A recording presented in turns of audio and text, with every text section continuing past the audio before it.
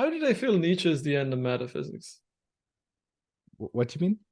So in that sense, how is Nietzsche the end of metaphysics? So like what is like, so because I'm probably forgetting something obvious here, but like I know that Nietzsche goes after the external forms of religion, but like the will to power, the eternal recurrence, like Nietzsche's a very metaphysical thinker. And whether that's him creating a new tablet of values, and is that why Heidegger calls him the last of the metaphysicians? But yeah, Yeah, why can you yeah, articulate that? Maybe I'm forgetting something obvious here, but like, why is Nietzsche the end of metaphysics? Because this it's so alive in him.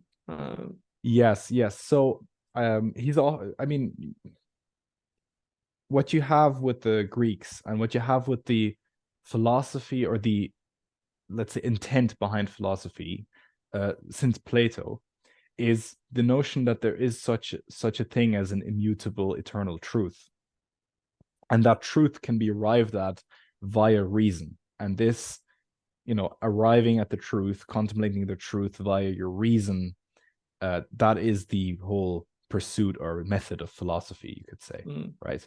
And the assumption that philosophy is some sort of queen of sciences that can reside above the sciences and kind of bring them all together and judge them and critique everything. This stems from the idea that you can arrive at eternal immutable truth via your reason. And I think it's hard to pinpoint a single point of the end of metaphysics. You could also actually look at Hegel and say that Hegel has kind of climaxed metaphysics. He's kind of Yeah. he's climaxed metaphysics, that any metaphysical system that is in the line of thought of, this assumption you can arrive at truth via reason, any one of this can be neatly fit into Hegelianism. You know what I mean? Yeah. In a sense. So in a way that like The Marxism, romantic rejection of the yeah, romanticism, or maybe Nietzsche fits in as a romantic in that sense, but the romantic tradition is kind of this rebellion against this Enlightenment era idolization of reason, which I guess goes all the way back to the ancient Greeks in that sense that reason is our defining faculty as humans. But you were exactly. going to make a point about Marx there. Yes, I mean, for example, Marxism, you could say it as a subversion of Hegelianism or a rejection of Hegel, or like inversion, you could say, of Hegelianism. But inversion is part of Hegelianism. Oh, I it's mean, it's so it it's like is Hegel actually, dripping with Hegel. yeah, Hegel actually provoked Marx to come after him, right? Like, But it's also like Marx makes no sense without Hegel. yes, Like you can strip him back and say he's just an economic thinker, but then you've kind of lost. I feel like you've lost the entirety of Marx then, because the idea of the inevitability of the proletarian revolution is premised on this Hegelian idea of, well, these successive stages that have, and it's inevitably leading to the Marxist prediction of communism. And it's like, how is this not Hegel? Like, how is this not? exactly, Yeah, exactly. this is the most Hegelian, non-Hegel thing I've ever. Exactly. And now if you assume that Hegel was the climax of metaphysics in a way, and you kind of come to a point every metaphysical system can be neatly fit somewhere into Hegelianism, right? Then Nietzsche in a way is like the rejection of the entire premise of reaching eternal immutable truth via reason. He actually rejects Right. the notion of truth altogether in a lot of occasions. So it's the idea of metaphysics as this objective, like the myth of the objective world and these eternal, unchanging truths of the objective world, rather than a more relativistic, transformative, like, I guess, like Heraclitus. That's probably why Nietzsche loves Heraclitus so much, is it's more this constantly changing thing. But even Heraclitus is the underlying logos, though. So Yes, and also the will to power, the force that's kind of set behind his or metaphysics, you could say, in Nietzsche. It's no longer something that is conscious or that is, how to say, that is. So it's the stripping it of this rational function is what makes it Yeah, anti-metaphysical. it's become something blind and purely passionate and wild element, right? It's a very romantic notion, like the Nick Land compares it to, I don't know if you're familiar with H.P. Lovecraft's Oh stuff. well, vaguely. There's this god entity called Azathoth, Yeah. and it's like a blind, deaf, mute god orb kind of thing that that kind of accidentally created the universe by accident. It just kind of Right. sneezed it into existence.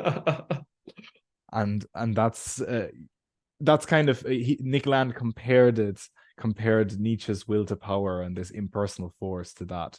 And so you've replaced the god that knows everything, omniscient, omnipotent, and everything, which would be at the pinnacle of classical metaphysics. You've replaced it with his disabled cousin.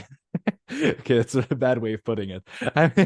You've replaced it with this blind, passionate force, which brings about all of it. It brings about our passionate love and care and protection for one another, but also cruelty and our sense of vengeance and victory and all that. And all of that, and that's this, I think that's embodied in his amor fati, in his advocacy for the body, advocacy for life, his kind of whole pro-life in the philosophical sense. Yeah, in the philosophical sense. We don't know where he would come down on the other argument. He never talked about it. Yes. Didn't get close enough to a woman for it to become a problem. We're not going there at all here.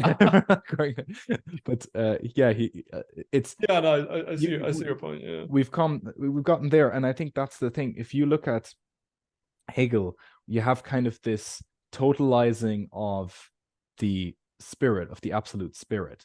So when you take Heidegger, he kind of just goes to the question of being itself. And the thing is, being, and the most important thing, I think the heart of Heidegger's insight is the ontological distinction.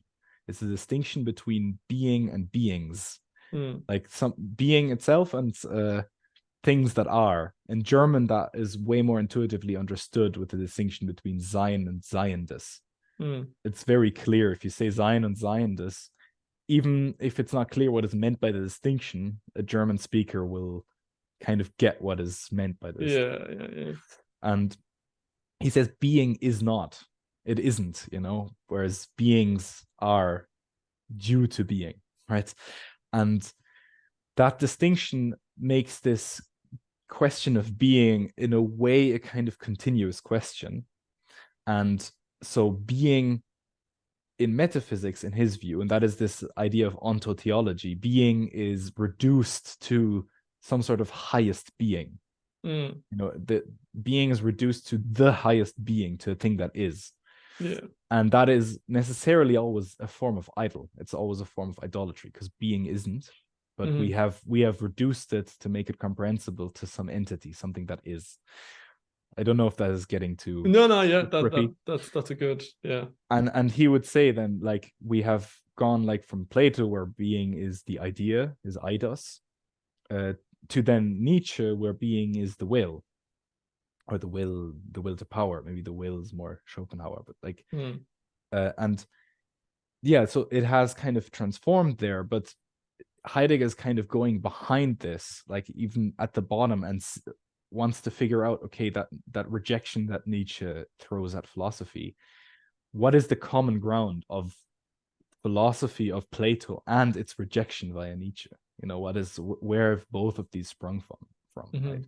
And then you can go about it in an Hegelian way, but Hegelian already does this ontotheology. In a way, he theologizes the absolute spirit, and then you kind of end up in this.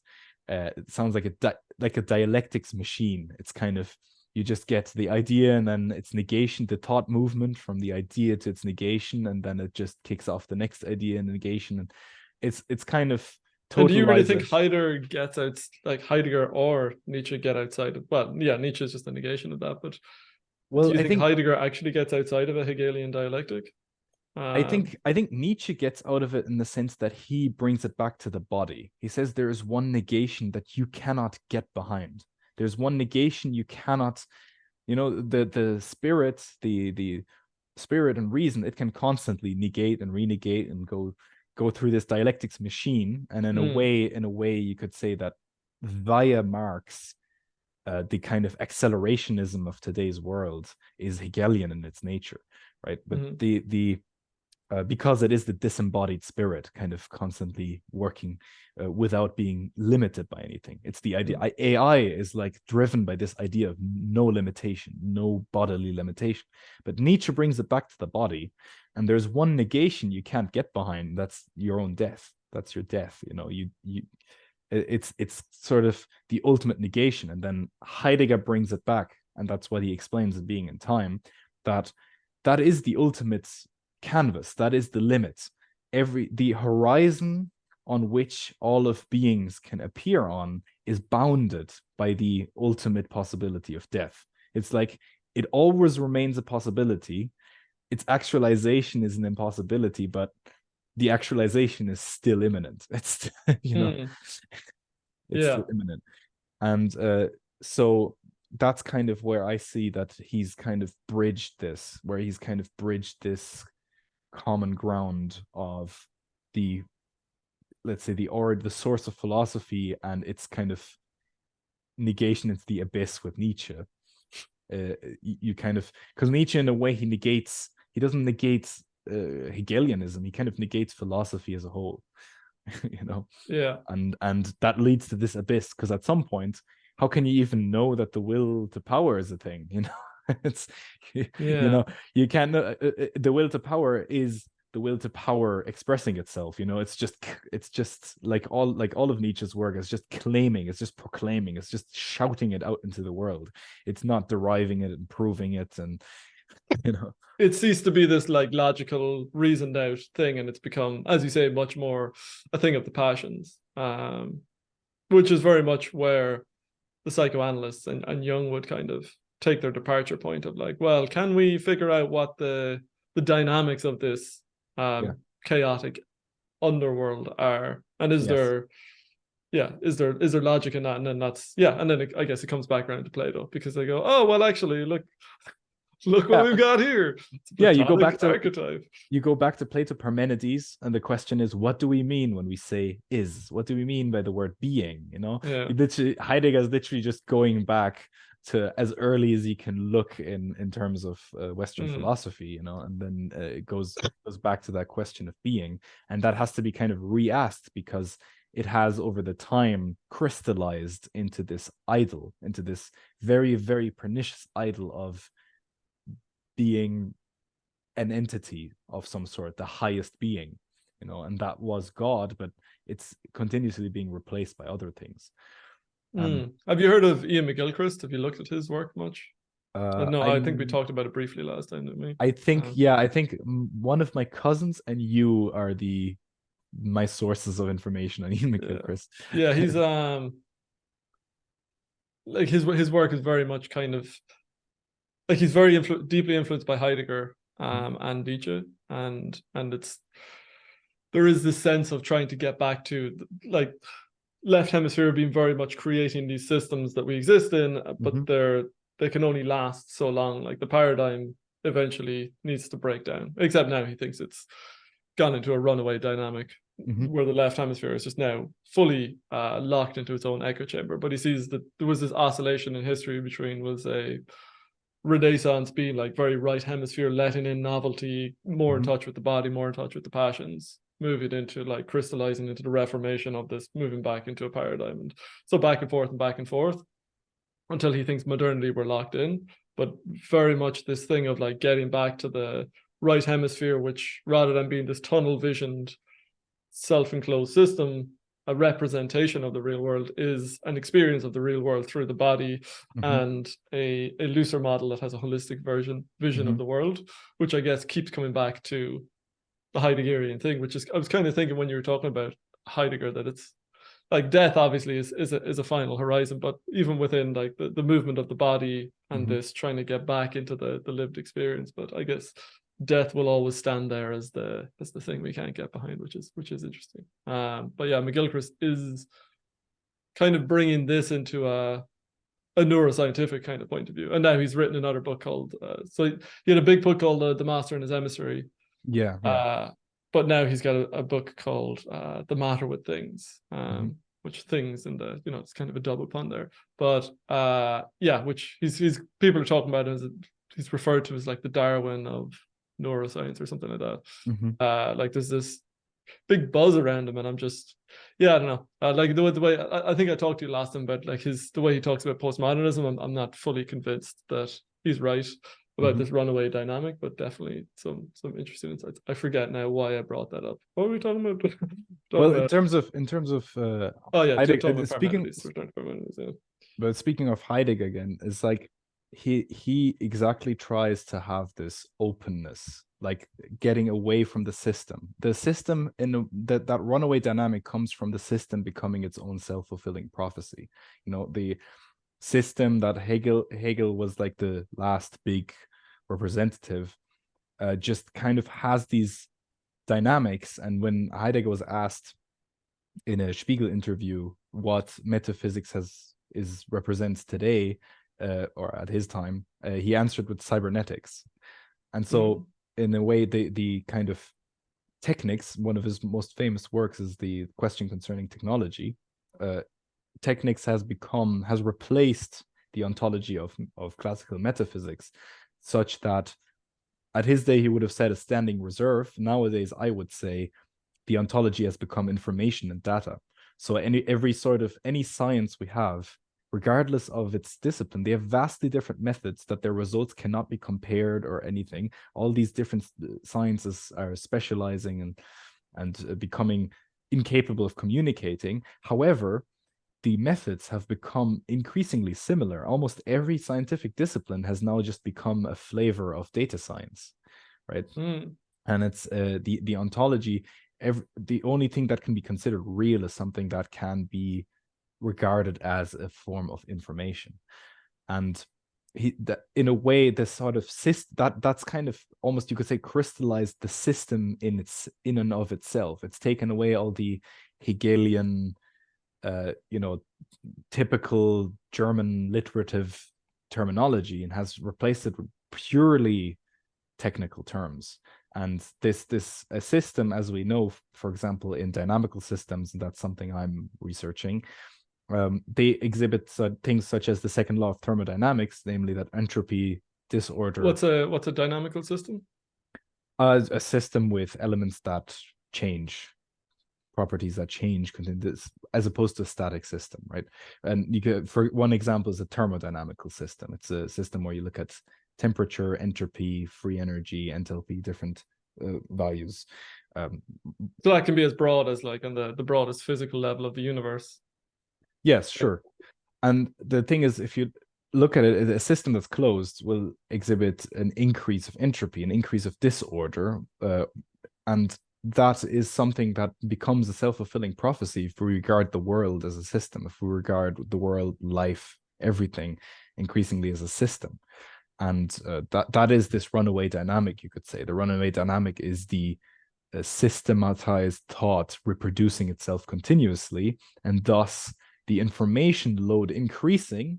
That's this acceleration, isn't this sense of acceleration? The information load is increasing, but the actual meaning extracted from information is decreasing. So it's almost, you need the tenfold amount of information to extract the same amount of meaning each year.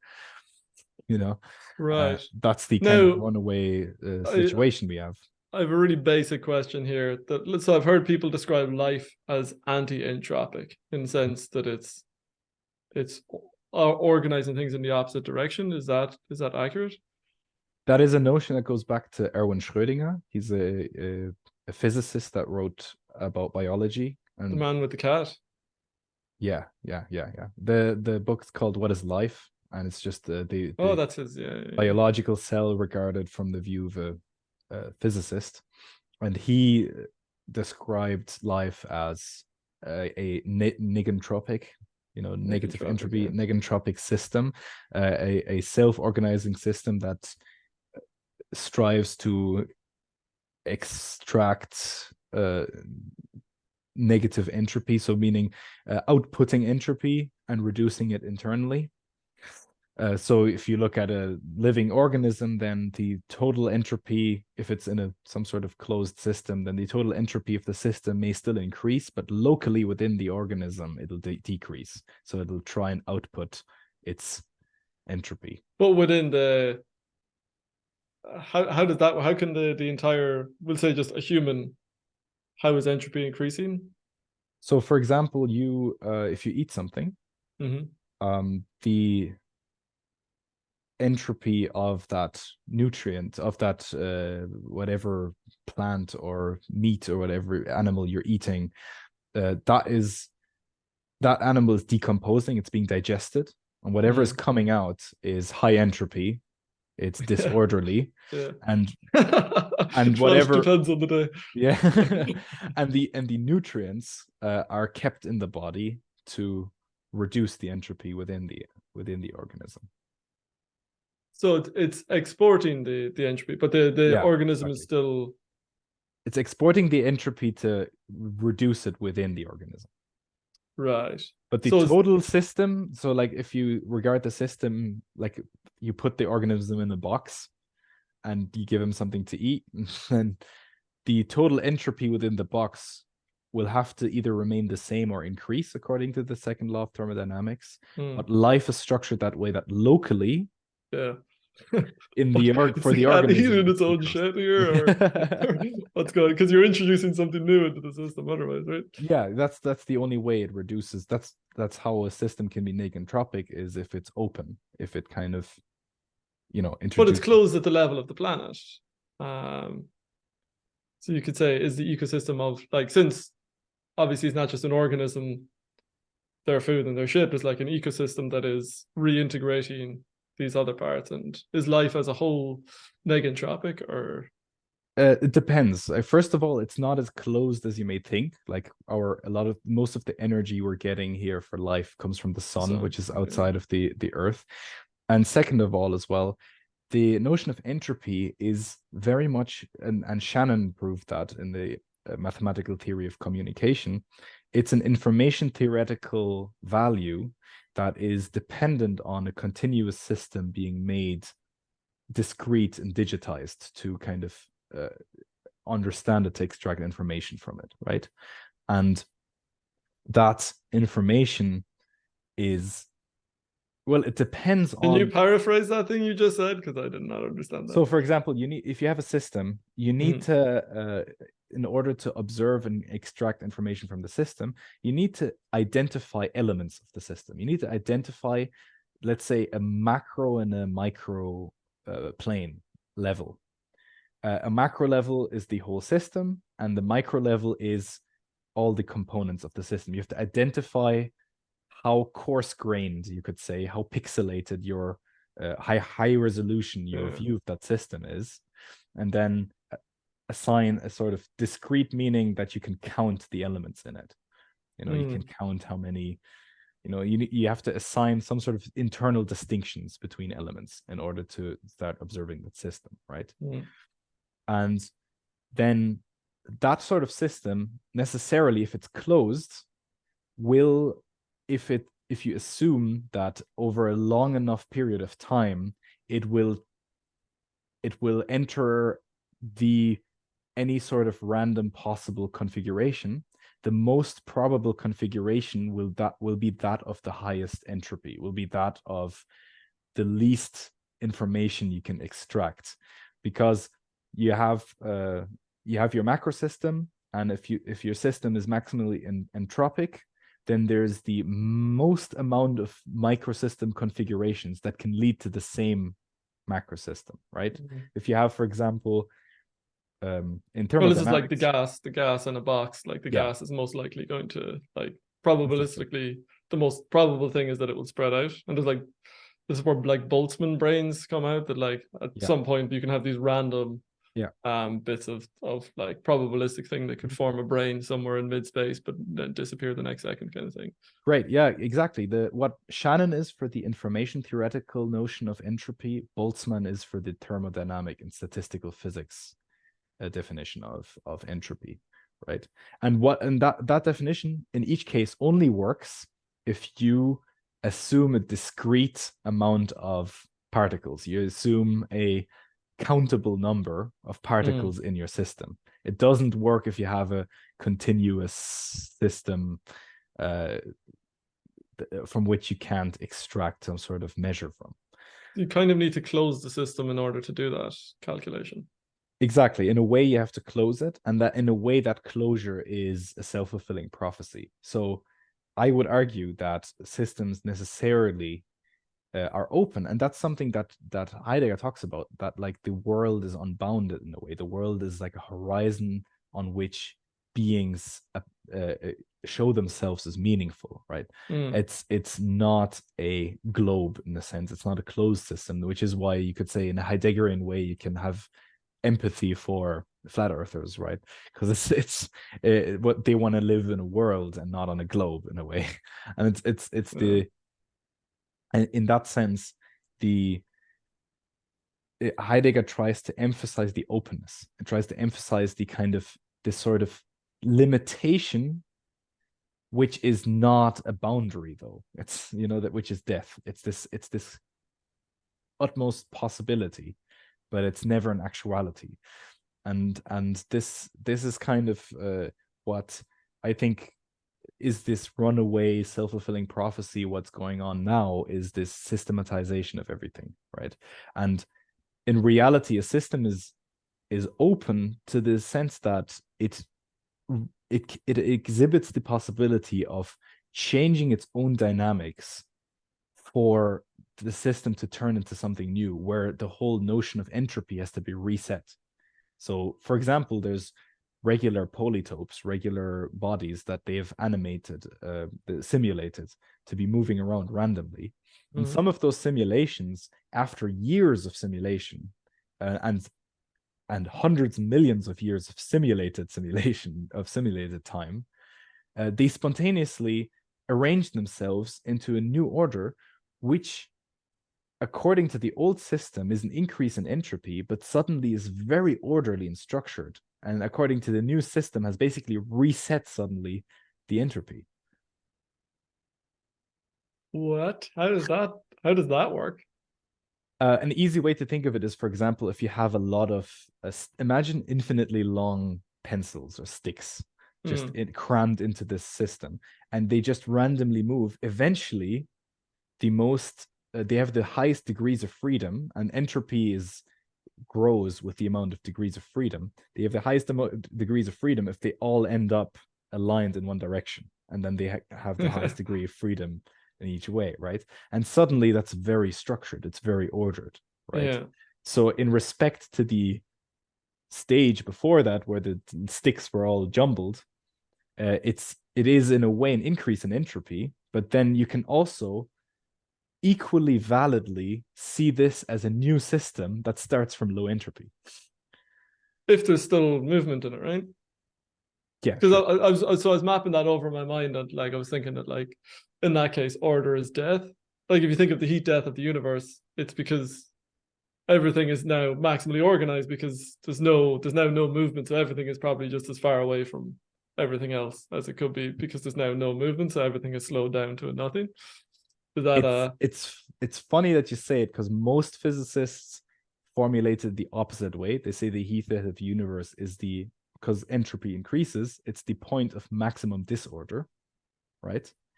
However, Roger Penrose makes the argument that the point of maximal disorder is physically equal and mathematically equal to the point of infinite order. So the heat death of the universe is just a scaled version of a new Big Bang.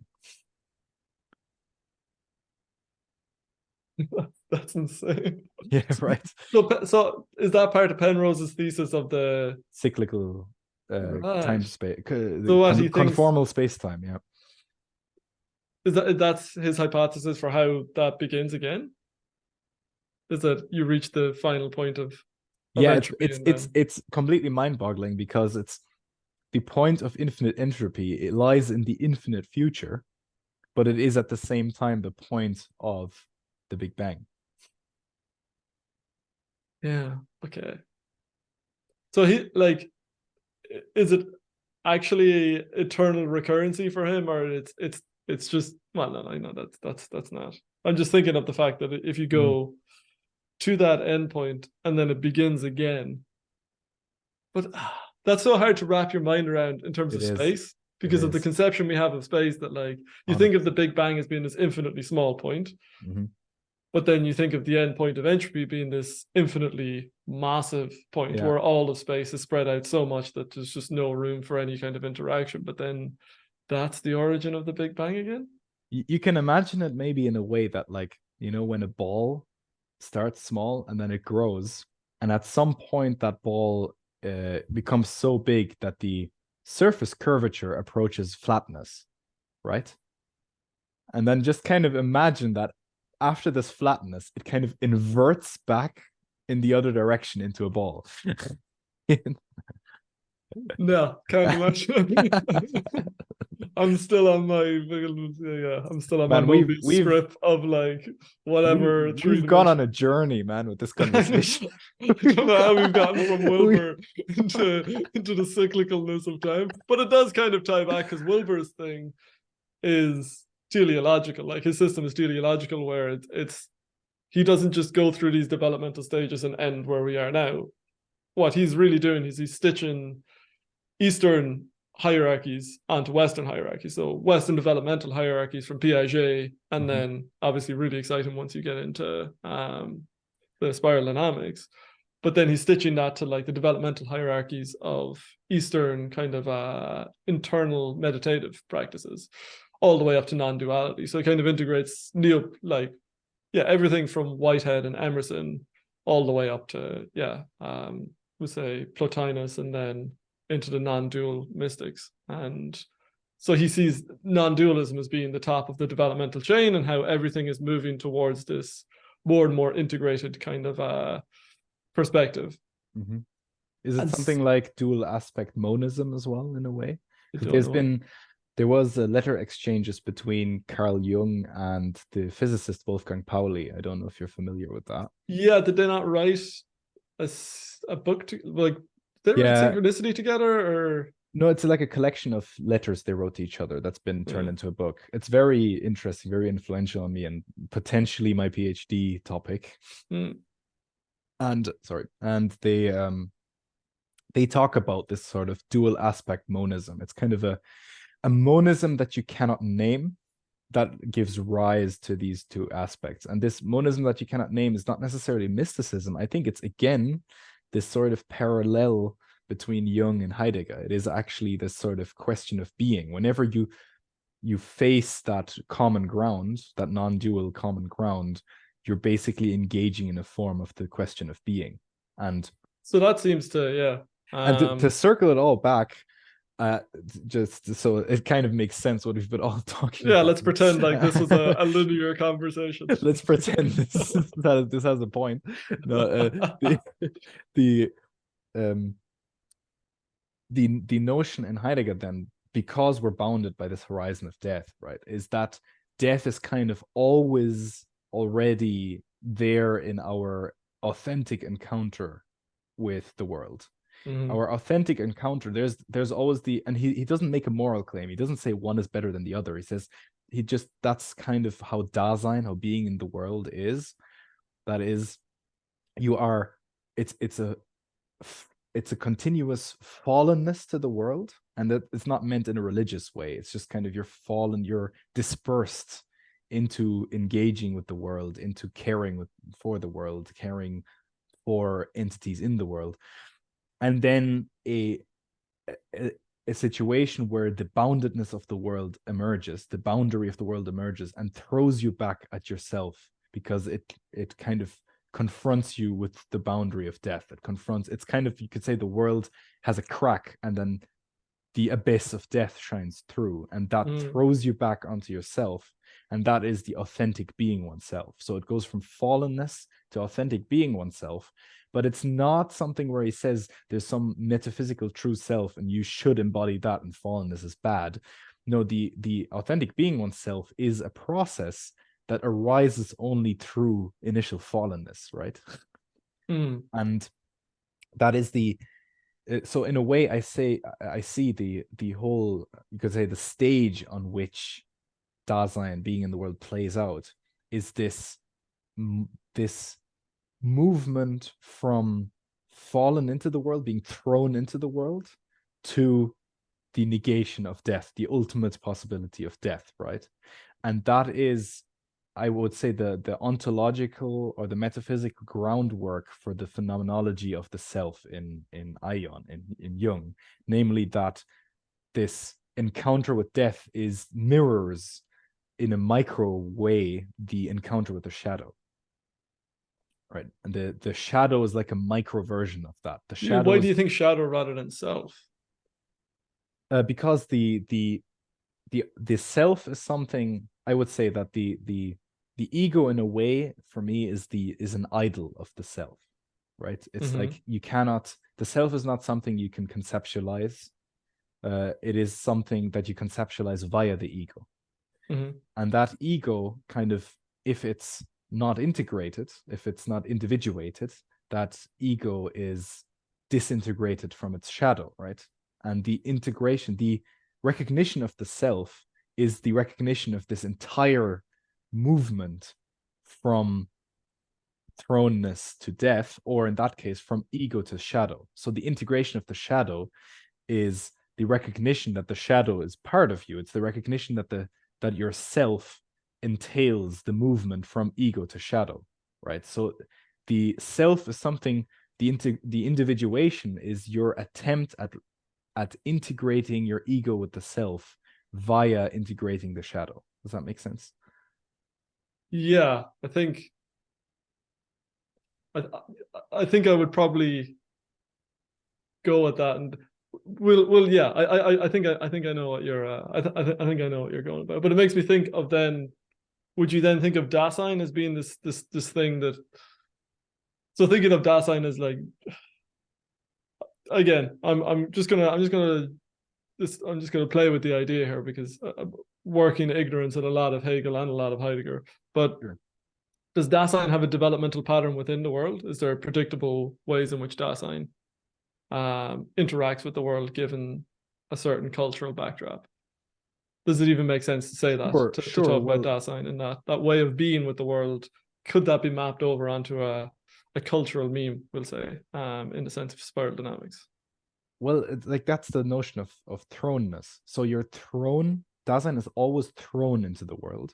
And thrownness means that you're thrown at possibilities. That means it's not linear in a way. You're thrown at possibilities, but these possibilities are not infinite.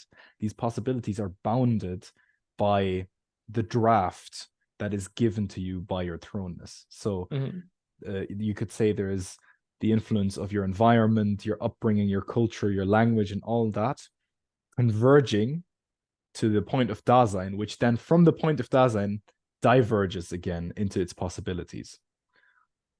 But so the thrownness would be the value meme then. But then are the possibilities not conditioned by the thrownness? They are conditioned by the thrownness, but they are not determined by the thrownness. Determined would be that it's not thrown at possibilities, but it's just, it's not a deterministic thing of like cause and effect of exactly just ping pong. And that kind of, thrownness at the possibilities, that is what the ego is kind of engaged in, you could say, in Jungian terms, of trying to make the bridge here. But it's obviously sloppy because they come from different systems, right? But that is a microcosm of the whole stage on which this plays out, the completeness of Dasein, and that is the thrownness into death, right? You have the whole scope of being thrown into your death. You're basically kind of like a fish jumping out of the water and coming back in. That's kind of what Dasein does. You're kind of thrown into your death, and what you do on the micro level, and that is, you could say, the structure of the self. And on the micro level, you're kind of thrown onto your possibilities. You're thrown onto. I'm just wondering how that maps over with, I guess, a Hegelian or integral, like Ken Wilber kind of dynamic, because like the spiral dynamics hierarchy is kind of a thrownness evolution, and it kind of suggests that but Dasein develops in, like, even if its endpoints aren't determined, they're very much conditioned and kind of determined, actually, with a teleological model like spiral dynamics, or with of Wilber's integral. It's kind of determined, because if you're developing, you're probably going to develop into the next value mean. So there's of course a notion of history with Heidegger as well. Like it's like Dasein is always also already historical, and that stems from, and that's the whole idea of being in time, right? That stems from Dasein being temporal and having a temporal structure, and history is part of that. And there's a word in German called Geschichte, which is not exactly the same thing as history. It also means synonymously like story or narrative. So in a way, it's not just a list of events from the past, but it's kind of a continuous story unfolding that goes beyond just the sort of individual atomized subject.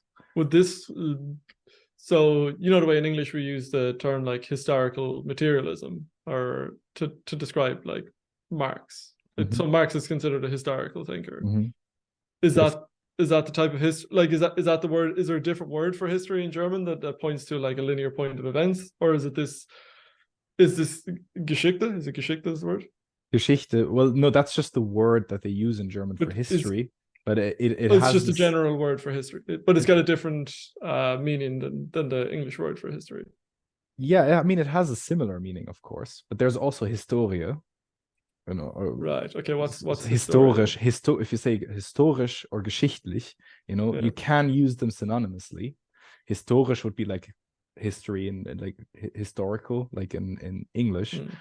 But Geschichte also has that synonym with story, just the word story, and narrative. So like narrative, narrative and story. And the fact I argue the fact that story and history are not that different, means that it's not a synonym that's easily separable. So it's not a synonym like bank in German.